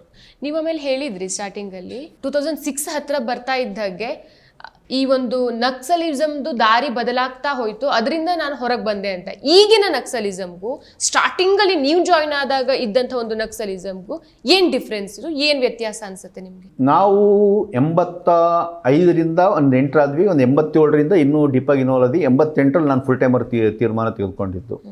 ಸೊ ಆರಂಭಿಕ ಕಾಲದಲ್ಲಿ ಬಂದಾಗ 2 ಹೋರಾಟಗಳು ನಡೀತಿತ್ತು. ಒಂದು ಕಡೆ ಸಶಸ್ತ್ರ ಹೋರಾಟನೂ ನಡೀತಿತ್ತು, ಇನ್ನೊಂದು ಕಡೆ ಹೊರಗಡೆ ಪ್ರಜಾತಾಂತ್ರಿಕವಾಗಿ ಆರ್ಗನೈಸ್ ಮಾಡೋವಂಥದ್ದು ಕೂಡ ನಡೀತಿತ್ತು ಹೊರಗಡೆ. ಅಂದರೆ ನಾನು ಈ ಪ್ರಗತಿಪರ ವಿದ್ಯಾರ್ಥಿ ಕೇಂದ್ರ ಅಂತ ಸ್ಟೂಡೆಂಟ್ ಮೂವ್ಮೆಂಟಿಂದ ಬಂದವನು. ಅದೇ ರೀತಿಯಲ್ಲಿ ಮಹಿಳಾ ಸಂಘಟನೆಗಳು ಇದ್ದವು, ಬುದ್ಧಿಜೀವಿಗಳ ಸಂಘಟನೆಗಳು ಇದ್ದವು, ಹೊರಗಡೆ ಕಾರ್ಮಿಕರ ಸಂಘಟನೆಗಳು ಕೂಡ ಇದ್ದವು, ರೈತ ಸಂಘಟನೆ ಕೂಡ. ಅಂದರೆ ಬರೀ ಸಶಸ್ತ್ರ ಹೋರಾಟ ಅಲ್ಲ, ಅಲ್ಲಿ ಒಂದು ಕರ್ನಾಟಕ ರೈತ ಕೂಲಿ ಸಂಘ ಅನ್ನಂಗಿತ್ತು, ಆಂಧ್ರ ಪ್ರದೇಶ ರೈತ ಕೂಲಿ ಸಂಗಮ್ ಅಂತಿತ್ತು, ವಿಪ್ಲವರ ಚೈತಲ ಸಂಗಮ್ ಅಂತೇಳಿ ಅದಿತ್ತು, ರಾಷ್ಟ್ರೀಯತೆ ಮೂಮೆಂಟ್ಗೋಸ್ಕರ ಒಂದು ಮೂಮೆಂಟ್ ರೂಪುಗೊಂಡಿತ್ತು, ಈವನ್ ಬಾಲ ಸಂಘ, ಮಕ್ಕಳ ಸಂಘ ಇತ್ತು. ಸೊ ಹಂಗಾಗಿ ಬರೀ ಸಶಸ್ತ್ರ ಹೋರಾಟ ಅಲ್ಲ, ಪ್ರಜಾತಾಂತ್ರಿಕ ಹೋರಾಟನೂ ಇತ್ತು, ಸಶಸ್ತ್ರನ ಹೋರಾಟ ಇತ್ತು, ಎರಡೂ ಸೇರಿ ಅದು ನಡೀತಾ ಇತ್ತು. ಆದರೆ ಈ ಒಟ್ಟಾರೆ ಅಲ್ಲಿಂದ ಇಲ್ಲೇ ತನಕ ಪ್ರೋಸೆಸ್ನಲ್ಲಿ ನೆಕ್ಸ್ಟ್ ನಡೆದಿದ್ದ ಪ್ರೋಸೆಸ್ ಏನಪ್ಪ ಅಂದರೆ, ಈ ಪ್ರಜಾತಾಂತ್ರಿಕ ಹೋರಾಟಕ್ಕೆ ನೆಗ್ಲೆಕ್ಷನ್, ಅದರ ಬಗ್ಗೆ ಒಂದು ಗಮನದ ನಿರಾಕರಣೆ ಅನ್ನೋದು ಜಾಸ್ತಿ ಆಯಿತು. ಓನ್ಲಿ ಸಶಸ್ತ್ರ ಹೋರಾಟಕ್ಕೆ ಅನ್ನೋಂಥ ಒತ್ತು ಕೊಡ್ಲಿಕ್ಕೆ ಸ್ಟಾರ್ಟ್ ಆಯಿತು. ಇನ್ನೊಂದು ಕಡೆ ನಗರದಲ್ಲಿ ನಡೀತಿರುವಂಥ ಅಥವಾ ಪ್ರಜಾತಾಂತ್ರಿಕವಾಗಿ ನಡೀತಿರುವಂಥ ಕೆಲಸದ ಮೇಲೆ ಪೊಲೀಸರ ದಮನನೂ ಕೂಡ ಹೆಚ್ಚಾಯಿತು. ಈ ಕಡೆ ಚಳವಳಿಯಿಂದನೂ ಕೂಡ ಅದ್ರ ಬಗ್ಗೆ ನಿರ್ಲಕ್ಷ್ಯನೂ ಹೆಚ್ಚಾಯಿತು, ಆ ಕಡೆ ದಮನನೂ ಹೆಚ್ಚಾಯಿತು. ಅಲ್ಟಿಮೇಟ್ಲಿ ಆಗಿದ್ದೇನಪ್ಪ ಅಂತ ಹೇಳಿದ್ರೆ, ಈ ಬೇರೆ ಪ್ರಜಾತಾಂತ್ರಿಕ ಭಾಗನೂ ಏನು ನಡೀತಿತ್ತು ಇದು ಪೂರ್ತಿ ಡೌನ್ ಆಗ್ಬಿಡ್ತು, ಇಲ್ದಂಗೆ ಆಗ್ಬಿಡ್ತು. ಕಾರ್ಮಿಕ ಸಂಘಟನೆಗಳಿಲ್ಲ, ರೈತ ಸಂಘಟನೆ ಇಲ್ಲ, ವಿದ್ಯಾರ್ಥಿ ಸಂಘಟನೆ ಇಲ್ಲ, ಮಹಿಳಾ ಸಂಘಟನೆ ಇಲ್ಲ, ಪ್ರಜಾತಾಂತ್ರಿಕ ಸಂಘಟನೆ ಇಲ್ಲ, ಇವ್ಯಾವೂ ಕೂಡ ಇಲ್ಲ. ಉಳಿದಿದ್ದು ಮಾತ್ರ ಸಶಸ್ತ್ರ, ಇದು ಮಾತ್ರನೇ. ಸೊ ಇದು ಕೂಡ ಏನಾಯಿತು, ಮತ್ತೆ ಪೊಲೀಸರು ಅಟ್ಯಾಕ್ ಆದ ತಕ್ಷಣ ಶಿಂಕ್ ಆಗಿ ಹೋಯ್ತು. ಫಾರ್ ಎಕ್ಸಾಂಪಲ್ ಆಂಧ್ರದಲ್ಲಿ ತೊಗೊಂಡ್ರೆ ರಾಯಲಸೀಮಾದಲ್ಲೂ ಸ್ಕ್ವಾಡ್ಸ್ ಇದ್ವು, ತೆಲಂಗಾಣದ ಹಲವಾರು ಭಾಗಗಳಲ್ಲಿದ್ದು, ಛತ್ತೀಸ್ಗಢದಲ್ಲೂ ಇತ್ತು. ಕೊನೆಗೇನಾಯಿತು, ಎಲ್ಲ ಭಾಗಗಳಿಂದ ಖಾಲಿ ಆಯಿತು. ರಾಯಲಸೀಮಾದಲ್ಲಿದ್ದಂಥ ಯಾವಾಗ ದಮನಕಾಂಡಗಳು ಹೆಚ್ಚಾಯಿದ್ವು ಅಲ್ಲಿ ದಳಗಳಿಲ್ದಂಗೆ ಆಯಿತು. ಅಲ್ಲಿಂದ ಮತ್ತೆ ತೆಲಂಗಾಣ ಕಡೆ ಶಿಫ್ಟ್ ಮಾಡಿದರು, ಅಲ್ಲೂ ಶಿಫ್ಟ್ ಮಾಡ್ಕೊಂಡು ಮತ್ತೆ ಈಗ ಛತ್ತೀಸ್ಗಢ ಭಾಗಕ್ಕೂ ಹೋಯಿತು. ಈಗ ಹೆಂಗಾಗಿದೆಯಪ್ಪ ಅಂದರೆ, ಒಂದು ಪ್ಯಾಕೆಟ್ಸ್ ಆಗಿಬಿಟ್ಟಿದೆ. ಕೆಲವು ಝೋನ್ಸ್, ನಕ್ಸಲ್ ಝೋನ್ಸ್ ಆದಂಗೆ ಆಗ್ಬಿಟ್ಟಿದೆ ಅದು. ನಕ್ಸಲ್ ಚಳವಳಿ ಈಗ ಕಾಡಿನಲ್ಲಿರುವಂಥ ನಕ್ಸಲ್ ಒಂದು ಪ್ಯಾಕ್ ಇದರಲ್ಲಿರುವಂಥ ಒಂದು ಝೋನ್ಸಲ್ಲಿರುವಂಥ ಒಂದು ಆಗಿಬಿಟ್ಟಿದೆ, ಸ್ಟಿಂಕ್ ಆಗಿಬಿಟ್ಟಿದೆ, ಕಾರ್ನರ್ ಆಗಿದೆ, ಅದನ್ನು ಎನ್ಕೌಂಟರ್ ಮಾಡಿದ್ದಾರೆ. ಸೊ ಹಂಗಾಗಿ ಒಂದು ವಿಶಾಲ ಚಳವಳಿ ಅಂಥದ್ದು ಹೋಗಿರುವಂಥದ್ದು ಮತ್ತು ಓನ್ಲಿ ಸಶಸ್ತ್ರ ಹೋರಾಟಕ್ಕೆ ಮಾತ್ರ ಸೀಮಿತಗೊಂಡಂತೆ ಇದಾಗ್ಬಿಟ್ಟಿದೆ. ಆದರೆ ಇದ್ರ ಬಗ್ಗೆ ಮರುಚಿಂತನೆ ಅನ್ನೋವಂಥದ್ದು ನಕ್ಸಲ್ ಮೂವ್ಮೆಂಟಲ್ಲಿ ಬರ್ತಾ ಇಲ್ಲ. ಚರ್ಚೆ ತುಂಬ ನಡೀತಾ ಇದೆ. ನಕ್ಸಲ್ ಮೂವ್ಮೆಂಟಲ್ಲಿ ಕೂಡ ಒಂದು ಪಕ್ಷ ಅಲ್ಲ, ಹಲವಾರು ಪಕ್ಷಗಳಿದ್ದಾವೆ, ಅದರಲ್ಲಿ ಹಲವಾರು ದಾರಿಗಳಿದ್ದಾವೆ. ಹಲವು ನಮ್ಮ ರೀತಿಯೇ ಮರುಚಿಂತನೆ ಮಾಡ್ಕೊಂಡು ಹೊಸ ಹೊಸ ಪ್ರಯೋಗಗಳನ್ನು ಮಾಡ್ತಿರುವಂಥವ್ರು, ಕೆಲವರು ಸಶಸ್ತ್ರ ಇವತ್ತಿನ ಘಟ್ಟದಲ್ಲ ಅಂತ ಅರ್ಥ ಮಾಡ್ಕೊಂಡು ಪ್ರಜಾತಾಂತ್ರಿಕ ಚಳವಳಿಯನ್ನು ಬಲಪಡಿಸಲಿಕ್ಕೆ ಬಂದಿರುವಂಥವ್ರು, ನಾನಾ ಪ್ರಯೋಗಗಳನ್ನು ಮಾಡ್ತಿರೋಂಥವ್ರು ಇದ್ದಾರೆ. ಆದರೆ ಮಾವೋಯಿಸ್ಟ್ ಪಕ್ಷ ಏನಿದೆ ಅದು ಬದಲಾವಣೆಗೆ ರೆಡಿ ಇಲ್ಲ. ಅದು ಇನ್ನೂ ಹೆಚ್ಚು ಹಾರ್ಡ್ಕೋರ್ ಪೊಸಿಷನ್ ತೊಗೊಳ್ತಾ ಇದೆ. ಅದು ಸಶಸ್ತ್ರ ಹೋರಾಟದಿಂದನೇ ಎಲ್ಲ ಸಾಧ್ಯ ಅನ್ನಂಗೆ ನೋಡ್ತಿದೆ. ಸೊ ಹಾಗಾಗಿ ಇರೋದರಿಂದ ಅದು ಐಸೋಲೇಟ್ ಆಗ್ತಿದೆ, ಆದರೆ ಅದರಲ್ಲಿ ರಿಯಲೈಸೇಷನ್ ಬರ್ತಾ ಇಲ್ಲ. ಇದೊಂದು ದುರಂತ ಅಂತಲೇ, ಒಂದು ಬದ್ಧತೆ ಜೊತೆ ನಡೀತಿರೋದೆ, ಕ್ರಾಂತಿಯ ಕನಸಿಗೋಸ್ಕರ ನಡೀತಿರೋವಂಥದ್ದು. ಆದರೆ ಅದು ಜನರಿಂದ ದೂರವಾಗುವಂಥ ಹೋರಾಟವಾಗಿ ನಡೀತಾ ಇದೆ. ಇದೊಂದು ದುರಂತ. ಇಷ್ಟೆಲ್ಲ ಚರ್ಚೆಗಳಾದ್ಮೇಲೆ ಜನರಿಗೆ ಸಾಮಾನ್ಯವಾಗಿ ಅನ್ಸೋದು ಈ ನಕ್ಸಲಿಸಮ್ ಅಂದ್ರೆ ಏನು, ಇದು ಎಲ್ಲಿಂದ ಶುರುವಾಯಿತು, ಯಾಕೆ ಶುರುವಾಯಿತು ಅನ್ನೋದು. ನಕ್ಸಲಿಸಮ್ ಅನ್ನೋಂಥದ್ದು ನಕ್ಸಲ್ ಬರಿ ಅನ್ನೋ ಹಳ್ಳಿಯಿಂದ ಬಂದಿರುವಂಥ ಹೆಸರು. ಆ್ಯಕ್ಚುಲಿ 1967ರಲ್ಲಿ ನಕ್ಸಲ್ ಬರಿ ಅನ್ನುವಂಥ ಹಳ್ಳಿ, ಅದು ವೆಸ್ಟ್ ಬೆಂಗಾಲಲ್ಲಿ ಬರ್ತದೆ. ಸೊ ಅಲ್ಲಿ ಒಂದು ಪುಟ್ಟ ಹಳ್ಳಿಯಲ್ಲಿ, ಆ ಪುಟ್ಟ ಹಳ್ಳಿ, ಬಟ್ ಆ ಭಾಗದಲ್ಲಿ ಆ ಸುತ್ತಮುತ್ತ ಎಲ್ಲ ಕೂಡ ಭೂಹೀನರು ಹೋರಾಟ ನಡೀತಿತ್ತು. ಇಡೀ ಜಮೀನುಗಳೆಲ್ಲ ಕೂಡ ಸಾವಿರಾರು ಎಕರೆ ಎಲ್ಲ ಕೂಡ ಭೂಮಾಲೀಕರದ್ದು ಇದ್ದಿದ್ದು.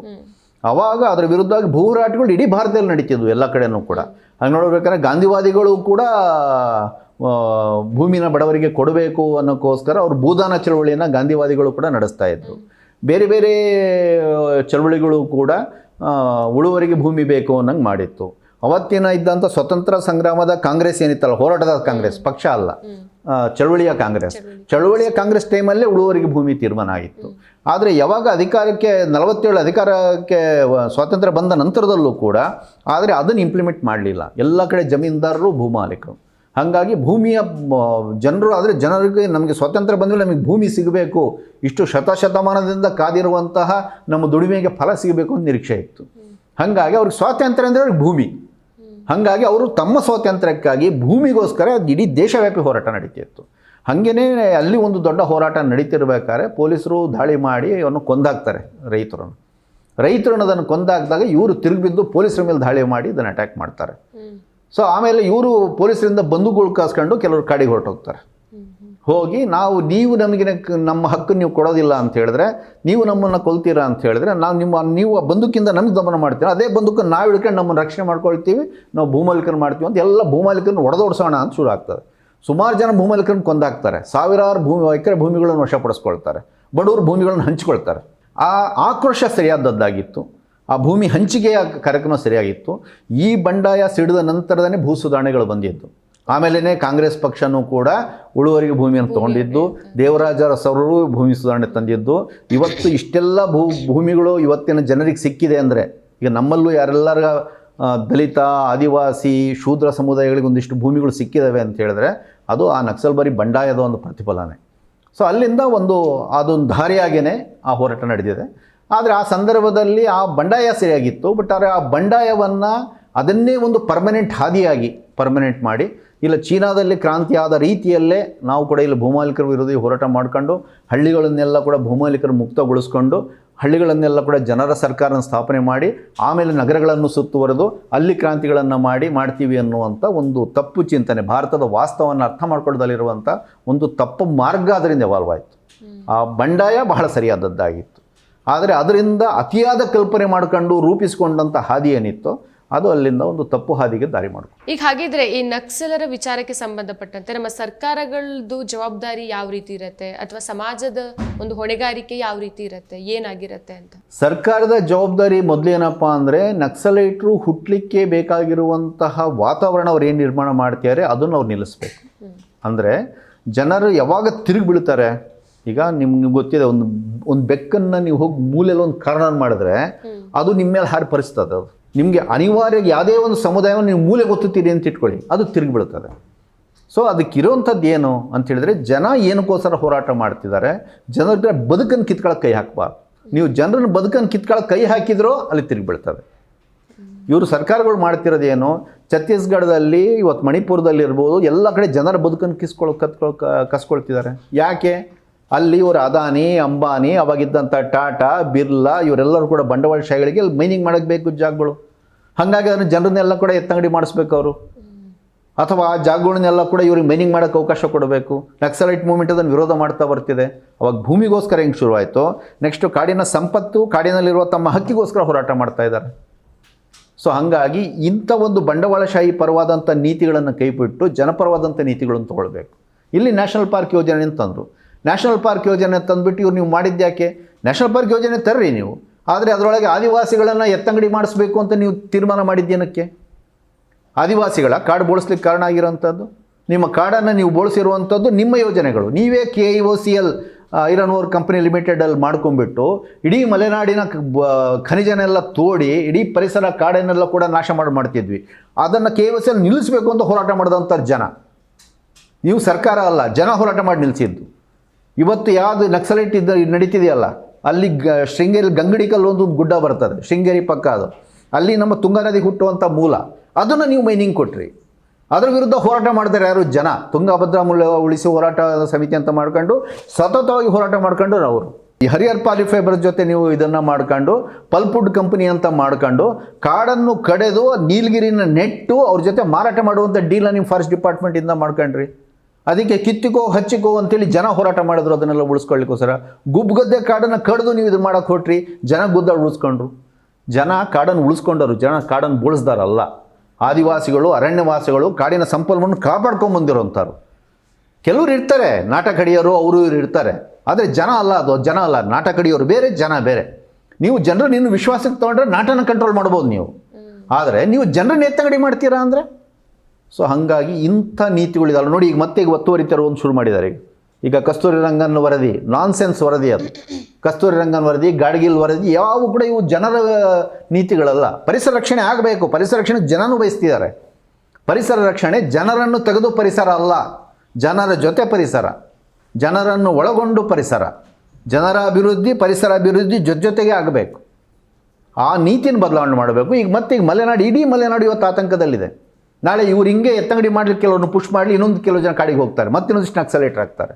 ಇದು ಕಂಟ್ರೋಲ್ಗೆ ಆಗೋದಿಲ್ಲ. ಹಾಗಾಗಿ ಮೊದಲು ಆ ಜನವಿರೋಧಿ ನೀತಿಗಳನ್ನು ನಿಲ್ಲಿಸಿ ಜನಸ್ನೇಹಿ ನೀತಿಗಳನ್ನು ಸರ್ಕಾರ ತರಬೇಕು, ನಂಬರ್ 1. ಎರಡನೆಯದು ನಕ್ಸಲೈಟರ ವಿಚಾರಕ್ಕೆ ಸಂಬಂಧಪಟ್ಟಂಗೆ ಬಂದಾಗ ಒಂದು ಮಾನವೀಯ ಧೋರಣೆಯನ್ನು, ಒಂದು ಪ್ರಜಾತಾಂತ್ರಿಕ ಧೋರಣೆಯನ್ನು ಅಪ್ರೋಚ್ ಮಾಡಿ, ಹಿಂಗೋ ಕೊಲ್ಲೋದಲ್ಲ, ಬೇಟೆಯಾಡೋಂಥದ್ದಲ್ಲ. ಈಗ ಮೊದಲು ಯಾರು ನಿಮ್ಮ ಮಾತನ್ನು ನಂಬಿ ಬಂದಿದ್ದಾರೋ ಅವ್ರನ್ನೆಲ್ಲ ಮೊದಲು ಸರಿಯಾಗಿ ಸೆಟ್ಲ್ ಮಾಡಿ, ಕನ್ಯಾಕುಮಾರಿ ಹೊರಗೆ ಬರಂಗೆ ಮಾಡಿ, ಆ ಪದ್ಮನಾಭ ಅವರಿಗೆ ಒಂದು ನೆಲೆನ ರೂಪಿಸಿ, ಅವ್ರನ್ನೆಲ್ಲ ಕೂಡ ಒಂದು ಒಳ್ಳೆ ಮಾದರಿನ, ಒಂದು ವಿಶ್ವಾಸ ನೀವು ಕಟ್ಕೊಡ್ತೀರಾ. ಇದು ಎರಡನೇದಾಗಿ ಮಾಡಿ. ಇದು ಸರ್ಕಾರದ ಕಡೆಯಿಂದ ಎರಡು ಅಪ್ರ. ಮತ್ತು ಇದು ಈ ಕೂಂಬಿಂಗ್ನ ಇಮಿಡಿಯಾಗಿ ನಿಲ್ಲಿಸಬೇಕು, ಎನ್ಕೌಂಟ್ರ್ ನಿಲ್ಲಿಸಬೇಕು. ಈಗೇನಾಗಿದೆ ತಾನೆ ಸರ್, ನೀವು ಇಲ್ಲ ನಿಜವಾದ ಎನ್ಕೌಂಟ್ರ್ ಅಂತ ಹೇಳ್ತೀರಲ್ಲ, ಸರಿ ಹಂಗಾರೆ ನಿಷ್ಪಕ್ಷಪಾತವನ್ನು ತನಿಖೆ ಮಾಡಿಬಿಡ್ರಲ್ಲ, ಧೈರ್ಯ ಇದ್ದರೆ. ಯಾಕೆ ಅದನ್ನ ಯಾಕಷ್ಟು ಹೆದರ್ತೀರಿ? ಹಂಗಾರೆ ನೀವು ಕರೆಕ್ಟ್ ತಾನೆ, ನೀವು ಎನ್ಕೌಂಟ್ರೆ ಮಾಡಿರ್ತಾನೆ. ನಕ್ಸಲೈಟು ನಿಮ್ಮ ಮೇಲೆ ಅಟ್ಯಾಕ್ ಮಾಡಿದ್ದಕ್ಕೋಸ್ಕರ ನೀವು ಆತ್ಮರಕ್ಷಣೆ ಗುಂಡಾರಿಸಿ ತಾನೆ ವಿಕ್ರಮ್ ಗೌಡನ್ ಕೊಂದಿರೋದು. ಹಂಗೆ ನಿಮ್ಗೆ ಅಳಕೆ ಯಾಕೆ ಸ್ವಾಮಿ? ಹಿಡಿದ್ರಲ್ಲ ಒಂದು ನ್ಯಾಯಾಂಗದನಿಗೆ ಒಬ್ಬ ಜಡ್ಜನ್ನು ನೇಮಿಸಿ, ನೀವು ಪೊಲೀಸರು ಡೈರೆಕ್ಟಾಗಿ ಇನ್ವಾಲ್ವ್ ಆಗಬೇಡಿ. ಯಾಕಂದರೆ ನೀವು ಪಾರ್ಟಿ, ನೀವಲ್ಲ ತನಿಖೆ ಮಾಡಬೇಕಾದ್ರು. ಒಬ್ಬ ಜಡ್ಜನ್ನು ಇಟ್ಕೊಂಡು ಒಂದು ನ್ಯಾಯಾಂಗ ತನಿಖೆ ಏರ್ಪಡಿಸಿ ಮತ್ತೆ ನೋಡೋಣ. ಹಂಗಾರೆ ಅದನ್ನು ಯಾಕಿಲ್ಲ ಅಂತಿದ್ದೀರಿ? ಯಾಕೆ ಮಾಡ್ತಿಲ್ಲ ಇದನ್ನು ಮಾಡಿ ಜನರ ವಿಶ್ವಾಸನ ಗಳಿಸ್ಕೊಳ್ಳಿ ನೀವು. ಇದು ಸರ್ಕಾರ ಮಾಡಬೇಕಾಗಿರೋದು. ಮತ್ತು ಯಾರೇ ತಪ್ಪು ಮಾಡಿದ್ರು ಶಿಕ್ಷೆ ಆಗಲೇಬೇಕು. ಇದನ್ನು ಅದು ಮಾಡಬೇಕು. ಇದು ಒಂದು ಅವ್ರ ಕಡೆಯಿಂದ ಆಗಬೇಕು. ನಾಗರಿಕ ಸಮಾಜವಾಗಿ ನಮ್ಮ ಜವಾಬ್ದಾರಿ ಏನು?